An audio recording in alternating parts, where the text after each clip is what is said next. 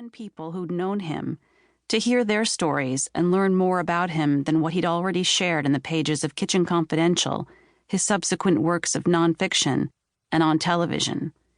This book is the result of that process. As his assistant and occasional co-author, I thought I'd already gotten to know Tony quite well. I knew where he was nearly every minute of every day, whom he was with, what he was planning to do, and why.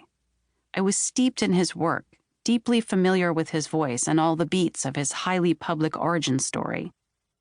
However, in talking with the people who knew him in his youth, as a wayward college student, fledgling cook, dedicated beach bum, thrill-seeking drug addict, journeyman chef, ambitious young writer, semi-reluctant television star, steadfast spouse and father, supportive friend and collaborator, I came to realize that I'd really known only a fraction of who Tony was, what motivated him, his ambivalence, his vulnerability, his blind spots, and his brilliance. Need it be said that memory is fallible, that two or more people may remember the same event in very different ways?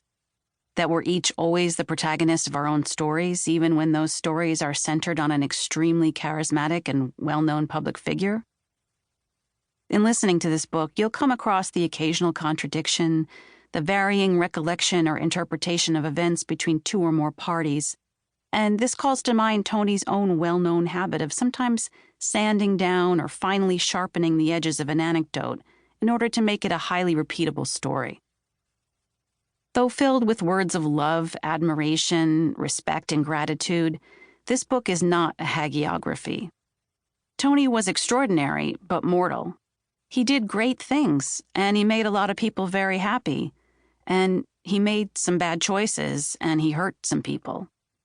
As he insisted in the introduction to our 2016 cookbook, Appetites, again with a touch of that characteristic hyperbole, I am a monster of self-regard. I would guess that it's hard not to be vain when one is constantly the center of attention at work and at rest. At times, it seemed that Tony's responses and contributions were the barometer in every conversation, at every meeting, wherever he went. Well-meaning people would approach him on what they assumed was his level, making crass jokes they hoped he'd find funny, or otherwise parroting their interpretation of his oratory back at him. As he said to his friend Patty Jackson, once he became famous, "You'll never know the consequences of getting what you want until you get what you want." When I agreed to be Tony's assistant, I'd been juggling real writing and paycheck-type work for many years, and there were times when I grew frustrated with the more mundane aspects of the job, especially as I aged out of the socially acceptable range for such endeavors.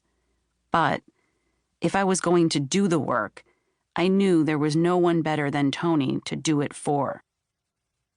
And I now feel compelled to add that I'd gladly trade this life of being a real writer to resume the privileged burden of making his hotel reservations and scheduling his dishwasher maintenance, if it meant that Tony could still be here among us.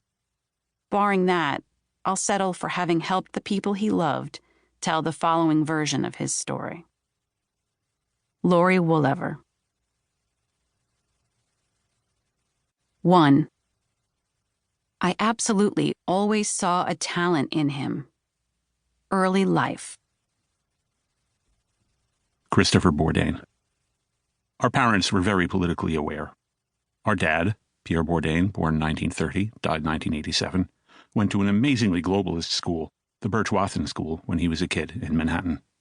It was founded by these two very progressive individuals who were all into the obligation of the citizenry to be informed in a proper democracy.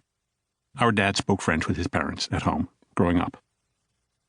And our mother, Gladys Bourdain, born 1934, died 2020, grew up in a very middle-class Jewish neighborhood in the Bronx, surrounded by a lot of very progressive and hyper-educated people. When we were kids, we did not know that our mother was Jewish. I mean, in the 50s, if you were Jewish and came from New York City and you wanted to live in a proper suburb, there was a lot of prejudice and redlining, and you were not welcome in a lot of places. So I know other people whose parents also kind of glossed over the fact they were Jewish to real estate agents or changed their